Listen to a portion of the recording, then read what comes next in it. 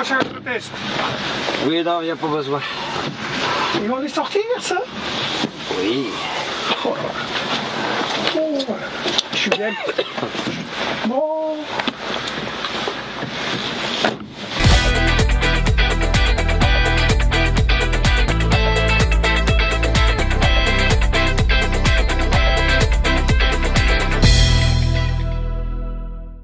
Là, relevez votre pédale. Non, mais votre pied gauche. Relevez votre pied gauche.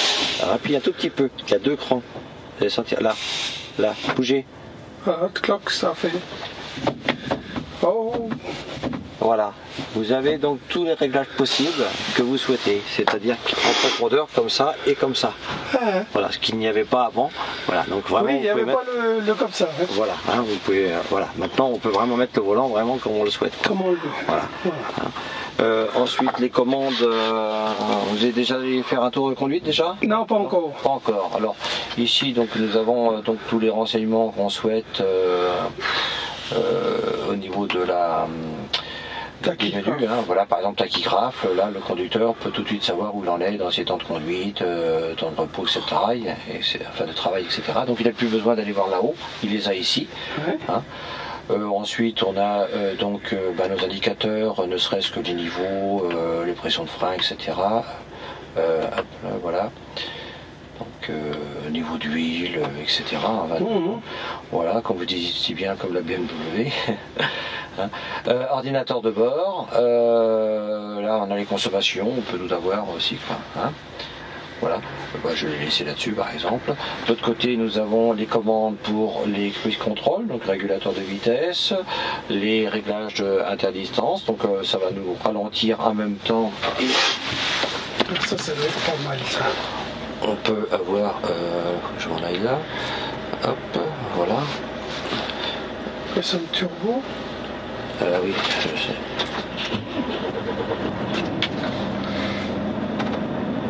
Voilà. Oh. Je règle mes distances avec un véhicule devant moi. Voilà.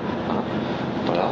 Ensuite, ici, j'ai réglage donc niveau éco. Donc, c'est par exemple ici, j'ai un régulateur qui est réglé à 80 km/h.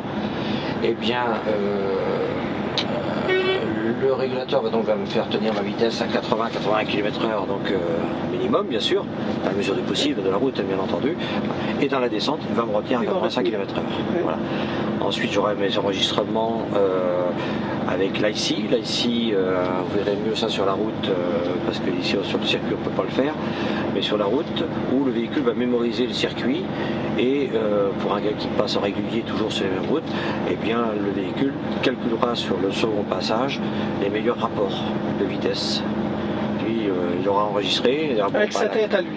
Voilà, avec sa tête à lui. Et en même temps, peut-être qu'il va communiquer avec un autre véhicule qui pourra lui donner une information encore meilleure, et à ce moment-là, eh bien ce sera que meilleur. Il cherche au meilleur. Voilà, il cherche au meilleur, le meilleur compromis, temps, consommation et rendement, voilà, puisque c'est un outil de production, hein, donc il faut un outil de travail. Donc voilà quoi. D'accord. Alors ce véhicule est équipé de l'IFS, les roues indépendantes. On va pouvoir tester un petit peu dans la descente là. Allez. Ah. Voilà, tout à fait. Il faudrait bien avoir une route, parce que nous les mauvaises routes. Alors on va essayer. On fait pratiquement que de la petite route. Voilà, justement c'est peut-être un outil qui est pas mal peut-être, vous allez voir. Je vous laisse partir, soit vous la connaissez, iShip. Oui. Le frein est électrique. Oh, alors, c'est le frein ça. Soit qu'on appuie sur la commande comme ça, et puis il va se retirer. Il faut appuyer sur la pédale de frein, comme la voiture. Hein. Voilà. Ou sinon, comme la voiture, je vous laisse appuyer sur la pédale d'accélérateur. Elle est où? À droite de la pédale de frein, chef. Mettez votre ceinture, sinon ça va piquer. Elle est vachement profonde. Oh là, ouais. C'est à combien ça? 540? Oui. En prenez un peu large parce que on va...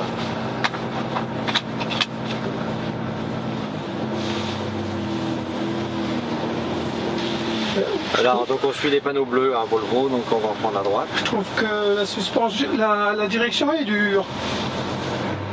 Justement. Nous avons une direction à crémaillère, qui n'est plus du tout comme les autres véhicules, du fait justement de cette suspension indépendante et surtout roues indépendantes. On n'a pas d'essieu devant là. Ouais. Nous avons des croisillons. Donc évidemment, alors cette direction donne l'impression d'être plus gourde, on va dire, un peu court, un peu pas aussi souple que la précédente, mais par contre plus confortable. Et vous verrez par vous-même tout à l'heure sur les vibreurs. Et là, on est chargé à combien? 40 tonnes à peu près. Ah ouais, on dirait pas, ouais.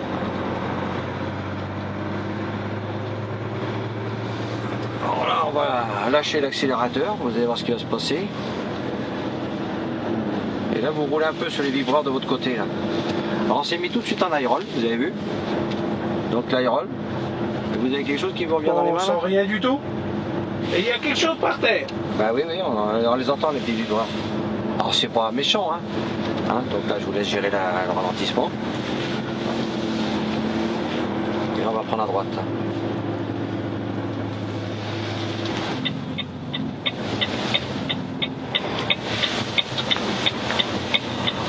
Dans la descente là-bas, on va gérer le régulateur de vitesse, le ralentisseur, pardon. Ah, ça tire quand même. Ah oui, tout à fait, oui, on n'a pas fait semblant quand même.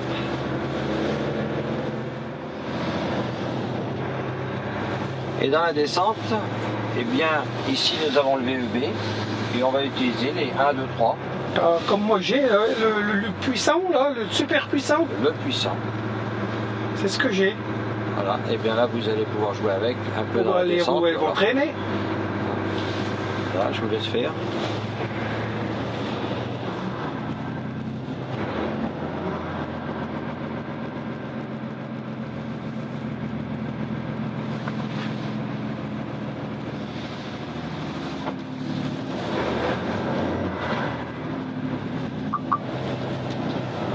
C'est quoi qu'on a entendu? C'est une alerte.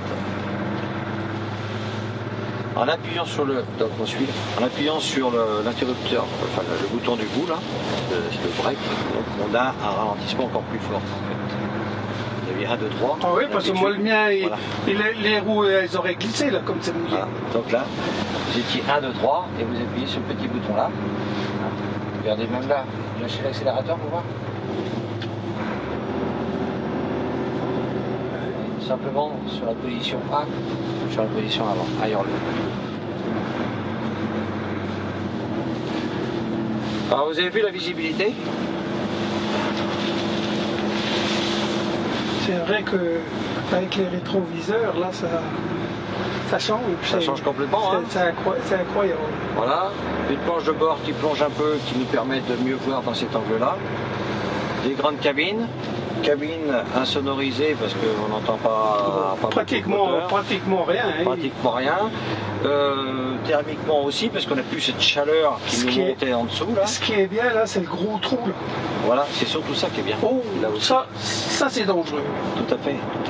Parce que des fois vous regardez, moi j'ai déjà vu, tu démarres, l'autre elle passe devant, hein. Oui, et tu ne la vois pas, c'est les rétroviseurs qui l'a caché. Tout à fait. Que là c'est vrai que, je sais pas, il faudrait vraiment avoir l'expérience de... Voilà à gauche. À gauche.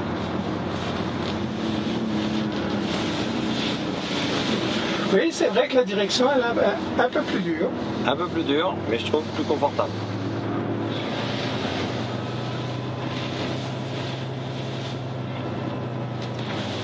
On a oui, quand on saute un trou, on le sent à peine. Du fait qu'on soit bien isolé, donc du coup on n'a plus cette chaleur, le gars qui s'arrête en fin de journée, qui fait chaud l'été, et bien avec l'I-Park Cool, on a un refroidissement qui va se faire sans moteur tournant, donc refroidir la cabine pendant quelques heures, de façon à ce que le gars il ait quand même de la fraîcheur pour dormir, etc. Et si la température change la nuit, bah, évidemment le Webasto reprend le dessus. Hein. Ouais. On fait un petit démarrage en côte, chef? Ouais, il doit y avoir le bouton là-dedans. Bon, on va l'essayer.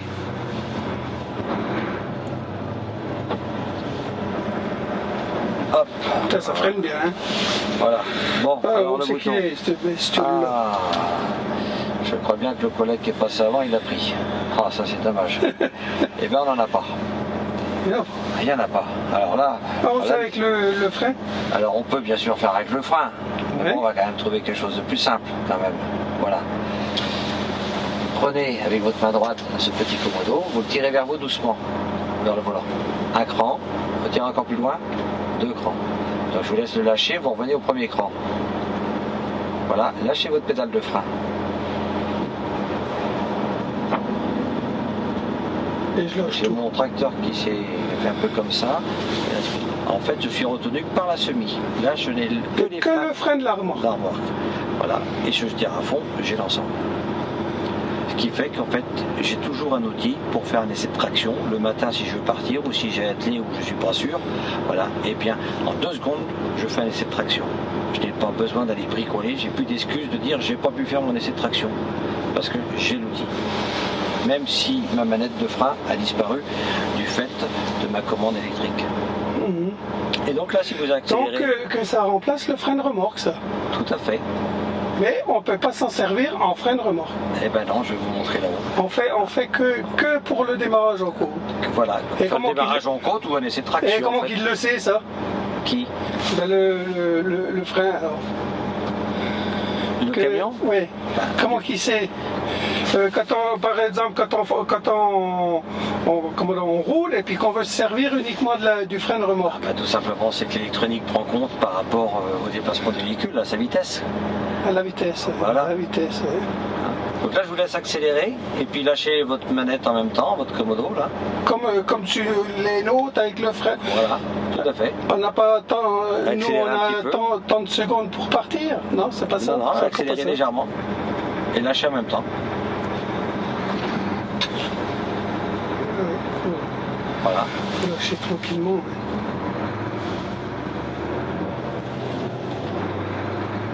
Oh, il est souple. C'est suspension comment? Pneumatique. Pneumatique. On a une suspension intégrale sur ce véhicule-là du fait de l'IFS.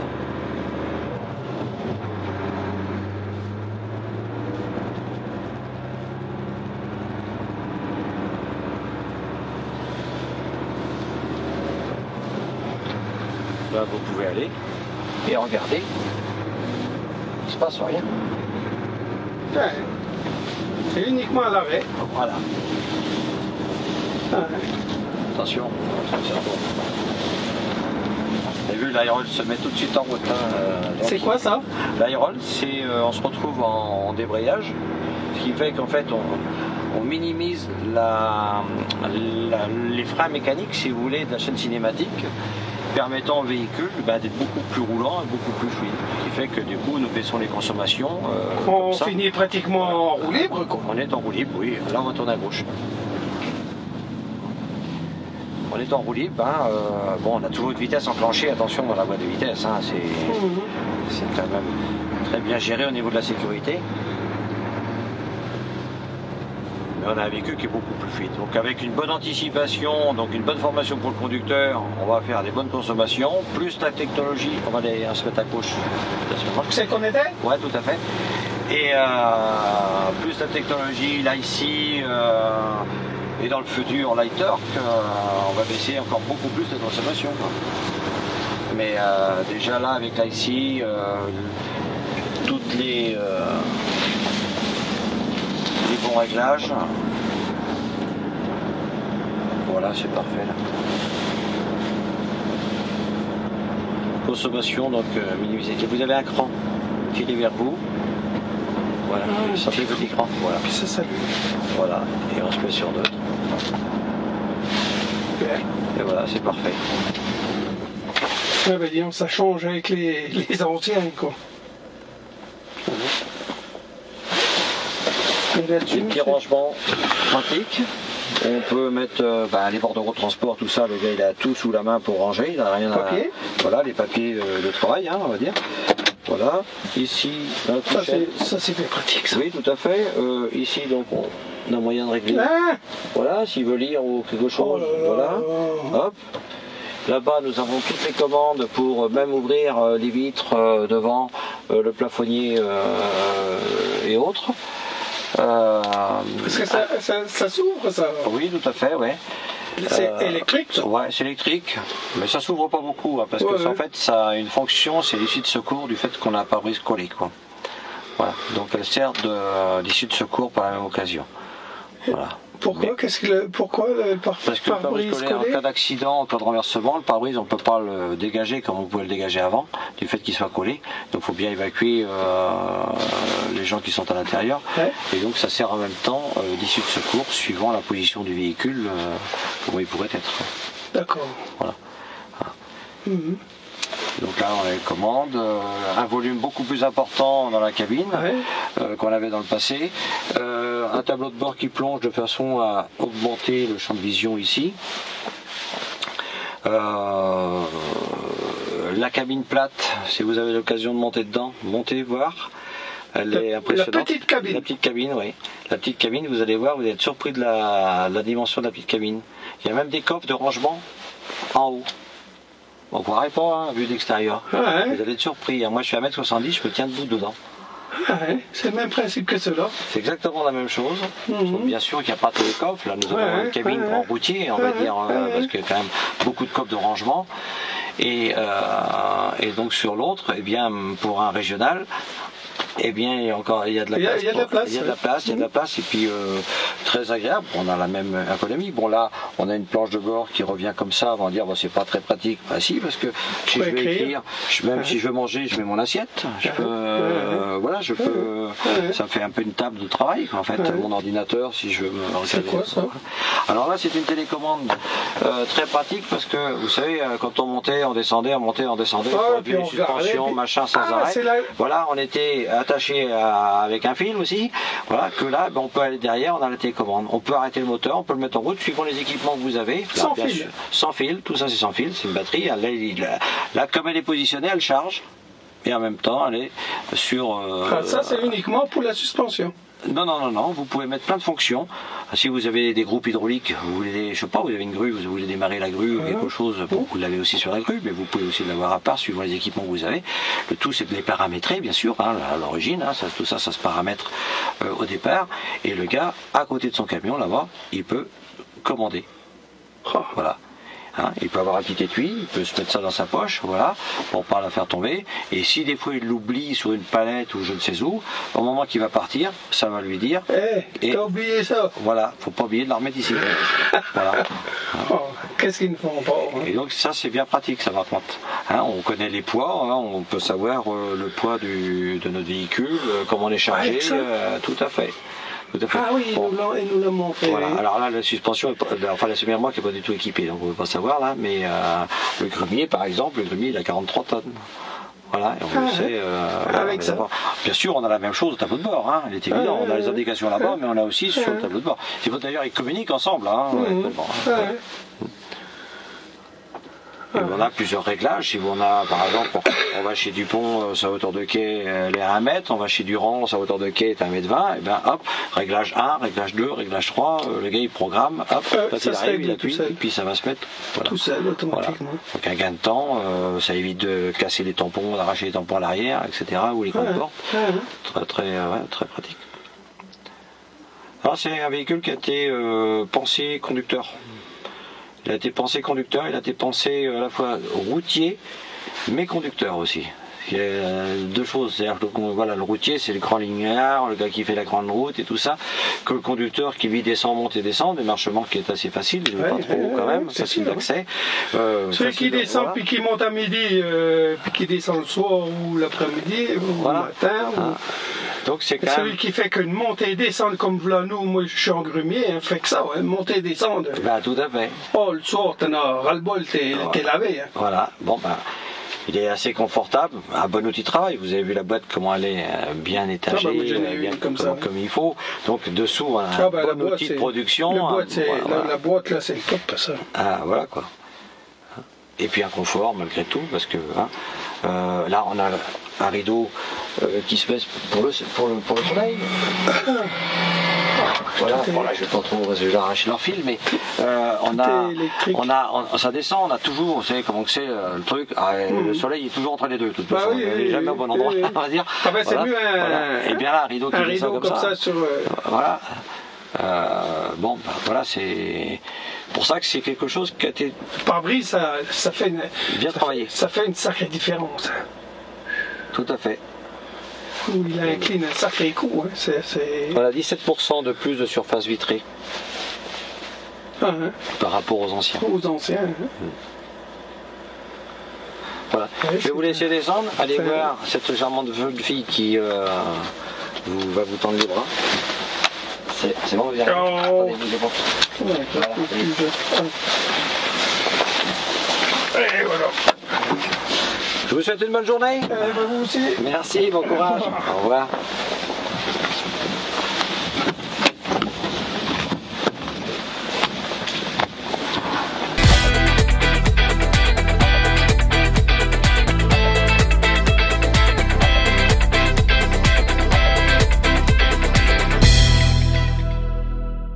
Quelles sont vos impressions après cet essai du nouveau Volvo FH?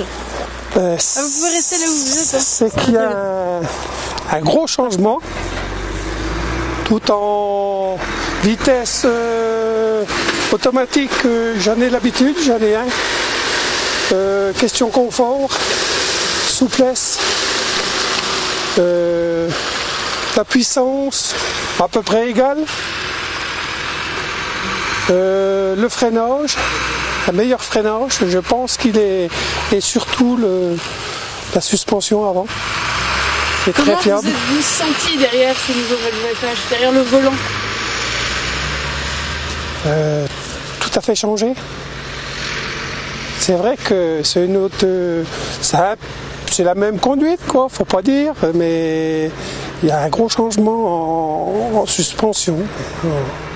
Et l'automatisme, bon, ça pas, oui, c'est à peu près pareil. Vous vous êtes senti en sécurité? Sécurité, oui. Vu, comment dirais-je, le pare-brise, tout ça, il y a plus de visibilité. Les rétroviseurs, ça change beaucoup. Il y a beaucoup de sécurité. Et oui, il y a plus de visibilité. C'est beaucoup mieux. En résumé, quel aspect de ce nouveau Volvo FH vous a particulièrement séduit? On ne le reconnaît plus. De l'ancienne cabine, il n'y a pratiquement plus de ressemblance, quoi. Ça a évolué beaucoup. Et quelles ont été vos sensations de conduite? La sensation...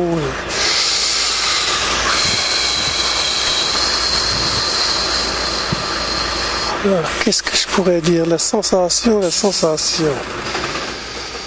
Oh. Ouais, je ne vois pas qu'est-ce que je pourrais dire. Vous vous êtes senti bien en tout cas? Oui, mieux, même mieux, beaucoup mieux. Vous avez vu des vraies évolutions quand même sur ce camion? Ah oui, ça change. C'est un autre niveau. C'est un autre niveau. Ça évolue. Hein, il faut que ça évolue. En tout. Très bien. Merci beaucoup.